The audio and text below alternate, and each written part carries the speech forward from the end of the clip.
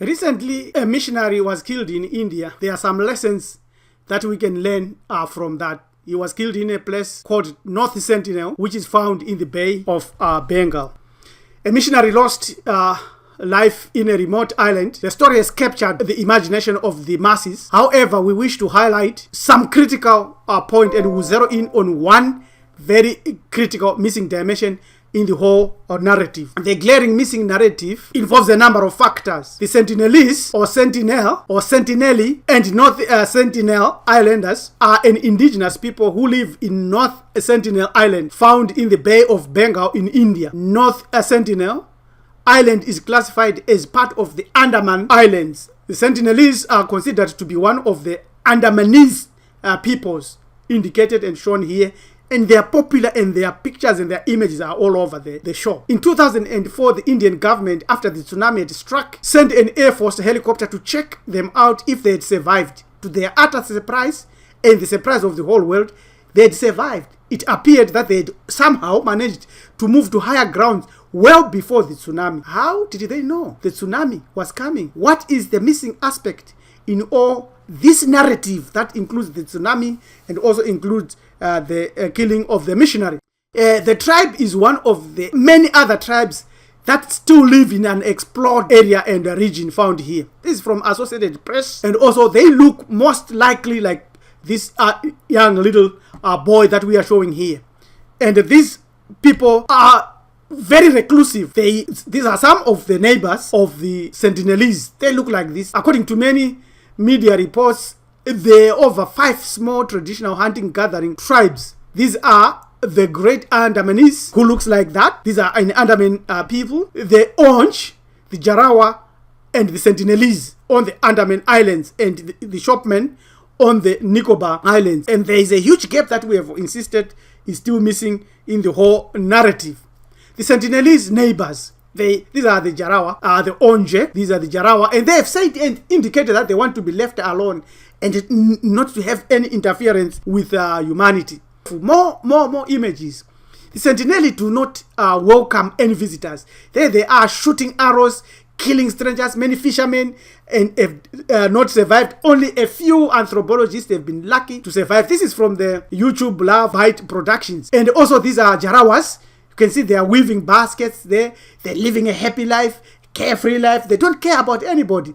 They are naked. They don't wear any clothes. That's why they are fully melaninated, full of carbon. Who are the Sentineli? And soon we'll deal with the missing narrative. The first contact was made here, and there are a number of videos that we want to share with you that opens us up to understand the Sentineli. What is more dangerous to a human being? A simple flu or a tsunami? If you said tsunami, these people would disagree. Meet the Sentinelese tribe. The tribe that they encountered was the Sentinelese, who are assumed to be direct descendants of the first humans who emerged from Africa. The tribe violently reject any contact with the outside world and is believed to be untouched by modern civilization for almost 60,000 years. However, we know a couple of facts thanks to the Indian anthropologist Triloknath Pandit. In this picture, taken in 1991, we can see Mr. Pandit presenting gifts of coconuts to the Sentinelese people. It was the first peaceful contact with the tribe. Their language and the exact population remains a mystery to this day. Indian government has banned all travel to the island because it's too dangerous. Now that we've understood and seen a few things, we want to say that they are really very, very wonderful people to a point that they want their freedom. Like Triceratops versus T-Rex, this is a survival mode that they are engaged in. Survival International, which advocates for tribal people's rights, describes the Sentinelese as the most vulnerable society on the planet, as they are likely to have no immunity to common diseases such as flu. This is surprising. That statement is very surprising. They are already living, they are already alive. We don't know much about them, and we are already scared that they will have flu or that they are vulnerable society on the planet. Is it that because we can transmit it to them, we can cause them to change their diet or force them to have injections of vaccinations? I really don't understand that. But however, the point that Survival International is putting forward is very critical. Can we not just leave these people alone? Let them alone and they live to their lives. If they are to perish like dinosaurs, then that's it. Let's not be contributory to that. And what is the missing dimension in all the narrative that we have heard, that we have seen? This is the missing dimension that we are now giving. And it is quite clear that the missing dimension in the whole narrative is that all the Sentineli and the tribes are Africans. I am going to call them Bantus of the Andaman Islands. They are our own blood brothers and long gone relatives. Therefore, they and us are the true owners of all of these islands, including India, Australia, all these Malaysia, Indonesia, Papua New Guinea. They are the same. We are the same people, right up even into Americas, everywhere. The question then is, where did the modern Indian come from? The answer is in the Aryan invasion of India. There it is.